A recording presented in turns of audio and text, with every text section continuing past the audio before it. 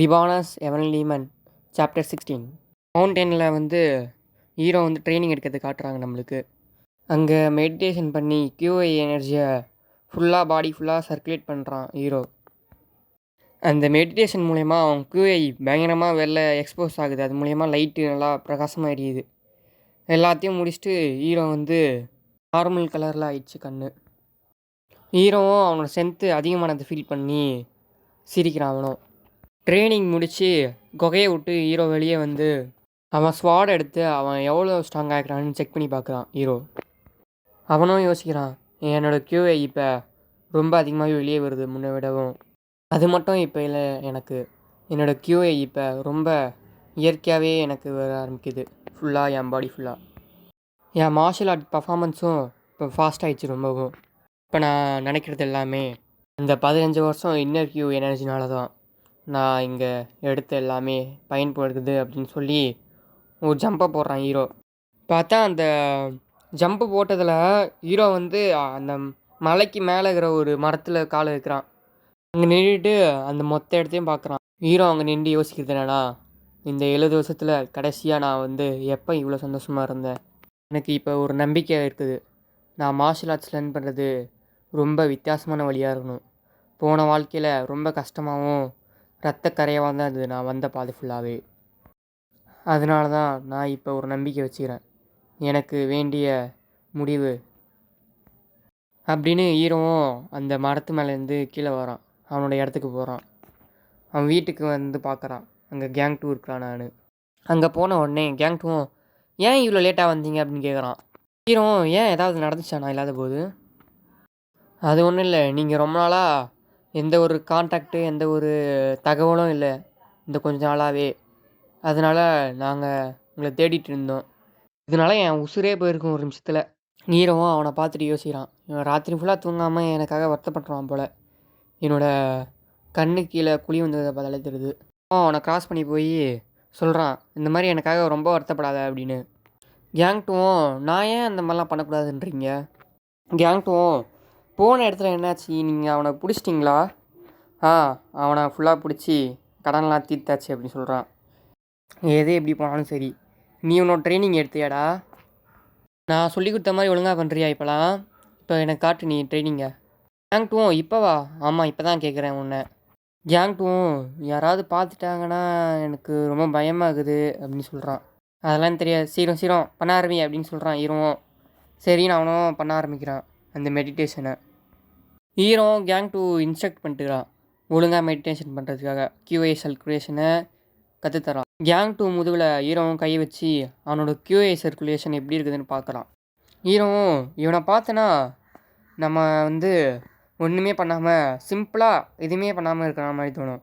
ஆனால் அவன் உள்ளே ரொம்பவும் ஹார்ட் ஒர்க் பண்ணுறான் அப்படின்னு யோசிக்கிறான் ஹீரோவும் சரி இது போதும், நீ இதோட நிப்பாட்டிக்கோன்றான். கேங் 2வும் உண்மையிலவா நல்லா பண்ணுறேண்ணா அப்படின்னு அப்படியே கண்ணிலேயும் தனியாக வர ஆரம்பிச்சிச்சு அவனுக்கு. ஹீரோவும் என்ன உனக்கு அவ்வளோ பிடிச்சிதா இது? கேங் 2வும் இதான் என் முதல் தடவை நான் இந்த மார்ஷல் ஆர்ட் கற்றுக்கிட்ட அப்புறமா நீங்கள் என்னை பாராட்டிருங்க அதான் இந்த மாதிரி எப்படி சொல்கிறான். கேங் 2 இந்த மாதிரி எல்லா விஷயத்துக்குமே நீ ஃபீல் பண்ணிக்கிட்டு இந்த மீனிங் கொடுத்துட்டு இருக்காத அப்படின்னு சொல்கிறான். அப்படியே ஹீரோவும் அவனோட பாஸ்ட்டை வச்சு யோசிக்கிறான். அங்கே எஸ்காட் வாரியர் பேக் பவுலும் அங்கே அந்த ஸ்னோவை பார்த்து சந்தோஷப்பட்டுட்டு இருக்கிறான். ஹீரோவும் நான் இப்போ யோசித்து பார்த்தேன்னா பேக் பவுல் ரொம்ப சந்தோஷப்படுவான் இந்த மாதிரி ஸ்னோவெல்லாம் பார்க்கும்போது. அதே நேரத்தில் அந்த மாதிரி சென்டிமெண்டலாகவும் இருப்பான் ரொம்ப. நான் இப்போ யோசித்து பார்த்தேன்னா என் சுற்றி இருக்கிறவங்க எனக்கு நெருக்கமானவங்க எல்லாருமே ரொம்ப சென்டிமெண்டலான சைடு எனக்கு இருந்தாங்க. கேங் 2வும் டக்குன்னு உங்ககிட்ட என்னமோ சேஞ்ச் தருது எங்கள் மாஸ்டர், என்னமோ மாறிக்குது உங்ககிட்டேருந்து. ஹீரோவும் அடா இவனுக்கு ஈஸியாகவே பார்க்க முடியுதா இதெல்லாம்? என்னோடய கியூஐ பாத் ஃபஸ்ட்டு இருந்ததை விடவும் இப்போ ரொம்ப மாறிக்குது. அப்படி இல்லைனா இவன் ரொம்ப நாள் என் கூட இருந்தனால இப்போ ஏதாவது சேஞ்ச் பார்த்துப்பானா என் முன்னாடி? ஹீரோவும் கேங் 2வை பார்த்து என் மேலே இருந்து என்ன சேஞ்ச் தருது உனக்கு? கேங் 2வும் எனக்கு கண்டிப்பாக தெரியல, ஆனால் என்னமோ மாறிக்குது உங்களுக்கு, இன்னும் வித்தியாசமாக இருக்குது உங்ககிட்டேருந்து அப்படின்னு சொல்கிறான். ஹீரோவும் இதெல்லாம் எதிர்பார்த்தது தான் அப்படின்னு யோசிக்கிறான். கேங் 2வும் ஹீரோவை பார்த்து உங்களுக்கு ஏதாவது ஒரு லவ்வரை தேடி கண்டுபிடிச்சிட்டிங்களா அப்படின்னு கேட்குறான் போன இடத்துல. ஹீரோ உன் மைண்டு ஃபுல்லாக அங்கே தான் இருக்கணும் அப்படின்னு என்னடா சொல்கிற அப்படின்னு கேட்குறான். கேங் டூவும் நீங்கள் இன்றைக்கி ராத்திரி வரல, அதுக்கு காரணம் நீங்கள் அவ கூட இருந்தது தானே அப்படின்னு சொல்கிறான். ஹீரோ கண்டதாக யோசிச்சுட்டு இருக்காளடா, நான் இப்போ உனக்கு வந்து சொல்லித்தரேன், அதனால் கற்றுக்கோ, உன்னோட கத்தி எடுத்துன்னு வா இங்கே. கேங் டூக்கு கத்தின்னு ஒரு வார்த்தை கேட்ட உடனே அப்படியே சம்பிச்சு போயிட்டான் ஒரு நிமிஷத்தில். இப்போ நம்மளுக்கு ட்ரைனிங் கிரவுண்டை காட்டுறாங்க.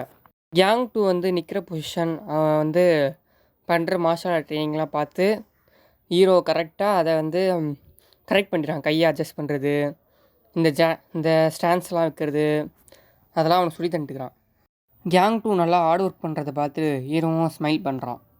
ஹீரோவும் கேங் டூக்கு எல்லாத்தையும் சொல்லி கொடுத்துட்டு அவன் ரூமுக்கு போய் அவன் மெடிடேஷன் பண்ண ஆரம்பிக்கிறான். QI சர்க்குலேஷன் அவன் நல்லா ஃபோக்கஸ் பண்ணி QIயை சர்க்குலேட் பண்ணிட்டு இருக்கும்போது கேங் டூ வந்து கதவை தட்டி உள்ளே வரான். உள்ளே வந்து ஒரு பெரிய நியூஸ் நடந்துக்குது அப்படின்னு சொல்கிறான். ஒரு பெரிய விஷயம் நடந்துக்குதுன்னு. நம்ம அலையன்ஸ் லீடர், முடியும் அலையன்ஸ் லீடர் செத்துட்டார் அப்படின்றான். ஹீரோவும் அதை கேட்டு அமைதியாக இருக்கிறான். கேங் டூக்கு இவன் அமைதியாக இருக்கிறத பார்த்து சாகாகுது. கேங் டூவும் சொல்கிறான், மொத்த முரிம்ஸும் இப்போ வந்து தலையெல்லாம் திருப்பி போட்டுச்சு இந்த சாவுனால். இப்போ தான் முரிமில் இருக்கிறவங்க எல்லாரும் அதை பற்றி பேச ஆரம்பிச்சிட்டாங்க, இது ரொம்ப பெரிய விஷயம் அப்படின்னு சொல்லிட்டுக்கிறான். ஹீரோவும் சரி அதுக்கு என்னடா இப்படி பண்ணிட்டுக்கிற அப்படின்னு கேட்குறான். கேங் டூக்கு இவன் அமைதியாக இருக்கிறத பார்த்து ரொம்பவும் ஷாக்காகுது. ஏன் இந்த மாதிரி அமைதியாகிறீங்க அப்படின்னு கேட்குறான் கேங் டூவும். ஹீரோவும் அதுக்கு என்ன நான் இப்போ அழுணுமாடா. கேங் டூக்கு மனசில் இருக்கிறத சொல்லிட்டேன் அப்படியே. யங் மாஸ்டர் நீங்கள் அதுக்கு கொஞ்சமாவது ஷாக்காதானுமே. ஹீரோவும் நான் அதுக்கு வேறு ஒன்று பண்ணலான்னு இருக்கிறேன் அப்படின்னு சொல்கிறான். கேங் டூவும் யங் மாஸ்டர் என்ன பண்ண போகிறாருன்னு பார்த்துருக்குறான். ஹீரோவும் ஜன்னலை ஓரமாக பார்த்து வேடிக்கை பார்த்துக்கிட்டே யோசிக்கிறான். என்னால் யோசிச்சு கூட பார்க்க முடியாது, என்னால் எப்படி என் சாவுக்கே சர்ப்ரைஸ் ஆக முடியும், நான் யோசிச்சு கூட பார்த்ததில்ல, நான் அந்த மாதிரி தான் சாக போகிறேன் அப்படின்னு. கேங் டூவும் முரிமரைன்ஸோட லீடர் எந்த மாதிரியான ஆள் அப்படின்னு கேட்குறான். ஹீரோவும் அது எனக்கு தெரியாதுன்னு கேங் டூ கிட்ட சொல்கிறான். கேங் டூவும் எனக்கு தெரிஞ்ச வரைக்கும் அவர் ரொம்ப டிசப்பாயிண்ட் ஆகிருப்பாருன்னு நினைக்கிறேன், அதாவது அலைன்ஸ் லீடர் வந்து செத்தது காரணம். ஹீரோவும் ஏன்னு கேட்குறான். கேங் டூவும் நான் என்ன சொல்ல வரேன்னா, அவர் சாகும்போது அவர் உலகத்திலேயே ரொம்ப சந்தோஷமான ஒரு பொசிஷனை வச்சுருந்தார், பதவியை. நான் மட்டும் அவர் இடத்துல இருந்ததுன்னா நான் சாகிறதுக்கான காரணமே இந்த பொசிஷன் ரொம்ப நியாயமே இல்லை, ஒரே ஆளுக்கு மொத்த சந்தோஷமாக போகுதுன்னு நான் செத்துருப்பேன். ஹீரோவும் அதை கேட்டு ஷாக் ஆகிட்டு அப்படியே சோகமாகறான். எனது ஹாப்பியாக சந்தோஷமா அப்படின்னு யோசிக்கிறான். நான் உண்மையிலேயே அப்போ சந்தோஷமாக தான் இருந்தேனா அப்படின்னு பாஸ்ட்டை பற்றி யோசிக்க ஆரம்பிக்கிறான். இங்கே இருக்கிற எல்லாரும் என்னை பார்த்து பயந்தாங்க, எல்லோரும் என்ன நினச்சாங்கன்னா என் கிட்ட கூட வர முடியாது அப்படின்னு. இந்த மாதிரி ஒரு உயிரினம்னு என்ன நினச்சாங்க. அப்படியே பேக்ரவுண்டில் அந்த எஸ்கார்ட் வாரியரும் அந்த அட்வைசருக்காலும் மறைகிறத காட்டுறாங்க, அவனை விட்டு பிரிஞ்சு போகிற மாதிரி. ஹீரோவும் அவங்க 2 பேரையும் பார்க்குறான். வந்து அவங்க எல்லோரும் இருக்கிறாங்க, எனக்காக லாயலான சபாலியன்ட், என் ஆர்டருக்காக அவங்க உயிரை கூட கொடுப்பாங்க. ஆனால் எங்கள் எல்லாருக்கும் ஒரு டிஸ்டன்ஸ் இருக்குது, ஒரு வால் எங்களுக்கே தெரியாமல் இருக்குது, இன்விசிபிளாக. இது வரைக்கும் எப்பயுமே அட்வைசர் கேல் சாங் கூட நான் பேசினதே இல்லை ரொம்ப நேரம். ஏன் ஒருத்தர் கூட நான் அது வரைக்குமே பேசலை. நான் அப்போ தான் உண்மையை எனக்கு தெரிஞ்சுது, நான் தான் அந்த உலகத்திலே தனிமையான ஆள் அப்படின்னு. கேங் டூவும் அவன் யோசிச்சு நடுவுலையே யங் மாஸ்டர் நம்ம 2 பேரும் இப்போ ட்ரிங்க்ஸ் குடிப்போமா அப்படின்னு கேட்குறான். ஹீரோவும் கேங் டூ கேட்குறத பார்த்து ஷாக் ஆகிட்டான் ஒரு நிமிஷத்தில். எது இப்பாவா அப்படின்னு ஹீரோவும் கேட்குறான். கேங் டூவும் ஆமாம், ஜின்னஹாவுலேயே ஒரு பெரிய எல்டர் வந்து செத்துட்டார், அவங்களோட சாவுக்காக நம்ம இப்போ ட்ரிங்க்ஸ் பண்ணி தானே ஆகணும், அதனால் அவங்களுக்கு மரியாதை கொடுக்குறது அப்படின்னு சொல்கிறான். ஹீரோவும் அவன் சொல்கிறது புதுசாக இருக்குதுன்னு கேட்டு ஸ்மைல் பண்ணுறான். என் சாவுக்கு நானே சாக கடிக்க போகிறேன் அப்படின்னு. அப்படியே ஒன்று யோசிக்கிறான், எனக்கு கடைசியாக ஒருத்தன் கிடச்சிட்டான் அப்படின்னு. ஹீரோவும் நீ சொல்கிறது சரிதான்டா, நம்ம அவருக்கு மரியாதை தர விதமாக ட்ரிங்க்ஸ் வாங்கணும், நீ போய் வாங்கிட்டு வா, ஏன்னா நீயும் இப்போ ஜின்ஹாவில் ஒரு ஆள் ஆகிட்டல. கேங் டூவும் நீங்கள் இந்த மாதிரி சொல்கிறத பார்த்தா எனக்கு வேறு வழியே இல்லை, நான் இப்போ வாங்கி தான் ஆகணும் போல் அப்படின்னு போகிறான். கேங் டூவும் எனக்கு புரிஞ்சிச்சு இந்த வாட்டி எனக்கு தான் அந்த ட்ரிங்க்ஸ்னு அப்படின்னு.